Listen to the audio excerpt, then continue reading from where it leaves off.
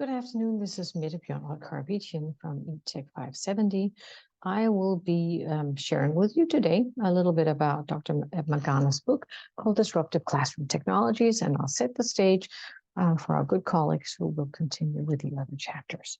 I will be going through chapter 1, 2, 3 and share with you about the various terminologies. Basically, in the book, Dr. Maganas is asking the teachers if they're translating or transforming their students with the technology that they're using in class. And it is very interesting to hear that Dr. Maganas finds the past frameworks of TPAC and SIMIR not as good as his new T3 framework that he has invented. And he feels his T3 framework, in a better way, focuses on effective pedagogy and tech integration. Now, chapters 1, 2, and 3 takes you through T1, the translational tech use, and our good colleagues will cover the T2 and T3 aspect of the model. In essence, the idea with this disruptive technology book is to say that disruptive technology is not a bad thing. It's a rather good thing, because the idea is to convert via technology the existing processes to more simple, convenient, accessible, and affordable models. Technology can be seen as distractive if it's low-value additions versus disruptive, which is, again, a conversion to something better or something transformative. And he really is looking for a day where our teachers don't work so hard, but we have more of a dialogue in classes, and students are very capable of developing models and understanding and application of transformative learning, so that we are not teaching to a minimum proficiency or compliance instructional model, but exhibit a much deeper knowledge in the classroom and by the way that we teach the kids. He basically feels that his T3 model is giving you a better roadmap, that it gives you more actionable feedback. And in chapter 1, he goes into depth talking about what he refers to as translational technology, which is the handling of existing tasks in a much more efficient, accurate, and time-saving manners. Now, I personally don't have any issues with that first portion of the T3, certainly because we all appreciate the manners by which we can save time and strategize in a little bit better way, hopefully leaving time and consideration for more strategic considerations. In chapter 4 and 5, our colleagues will talk more about the transformational and the transcendent part of the T3, which goes into how you redefine old tasks and generate new thoughts, helping the students go and basically providing a better guidance on where to improve and where and how to show and demonstrate proficiency, and allow them an opportunity to better monitor the progress, as he states, within and between topics. And of course, when you get to the transcendent T3 part of the T3, we're talking a whole different top-level way of learning, where you transcend all this great knowledge into the greater good for the community. But we're a few chapters off from that. So now going back to some of the definitions, Dr. Maganas starts off by defining effective pedagogy by saying that learning is a very social and active process, and we have to, as learners, to create, or we have to find ways as teachers to enable the students to learn and bring connections between their existing levels of knowledge and new knowledge, and that we have to be able to frame this new content we introduce in a meaningful way.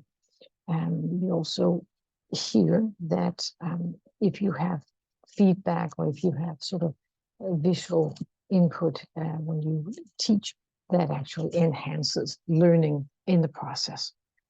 And then he talks a little bit about effective technology integration, where he says, as we implement all these instructional principles and strategies, the idea is that we want to leverage the technologies to support and enhance these instructions principles, and we also want to be able to monitor how these principles impact the students' both academic and social performance.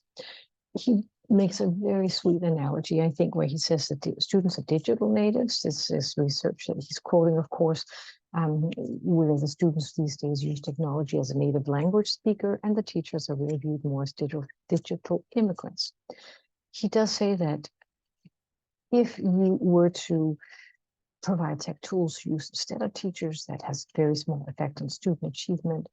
If tech tools are used to supplement teachers' methods, this gives moderate effect on student learning.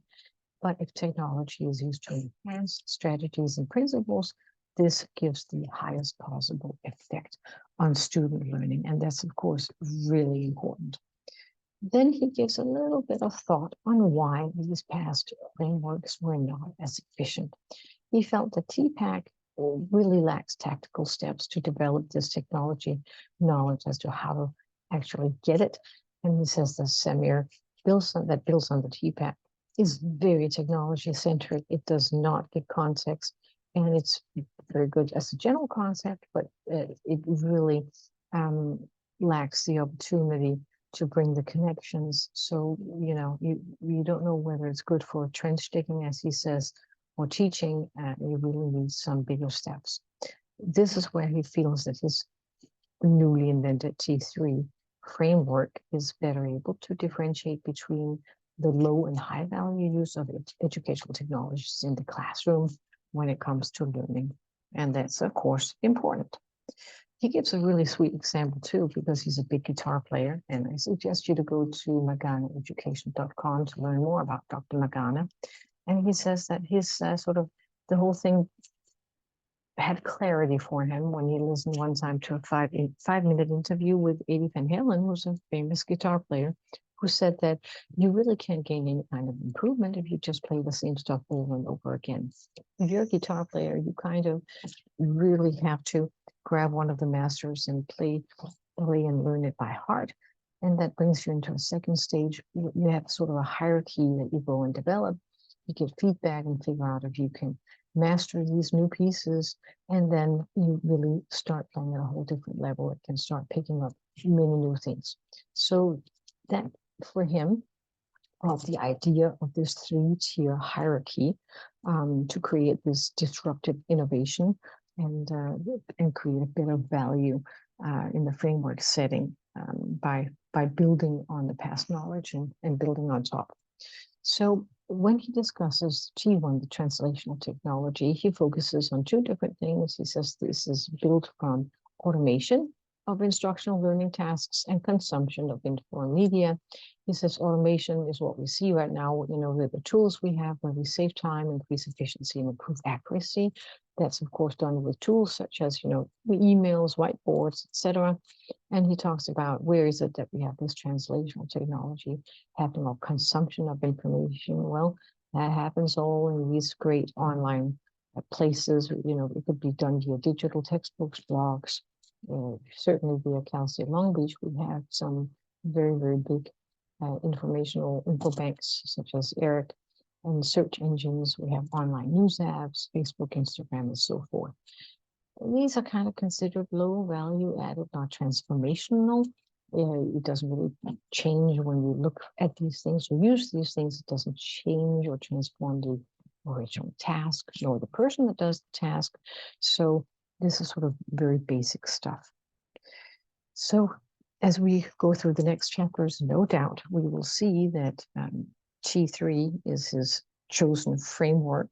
Certainly he invented it, but the idea is that we want to allow the teachers better framework to self-assess their current technology use, and also help them guide the process of developing more meaningful goals for better learning outcomes, and for them to also provide a way in which they can provide feedback for the students on the way towards these goals.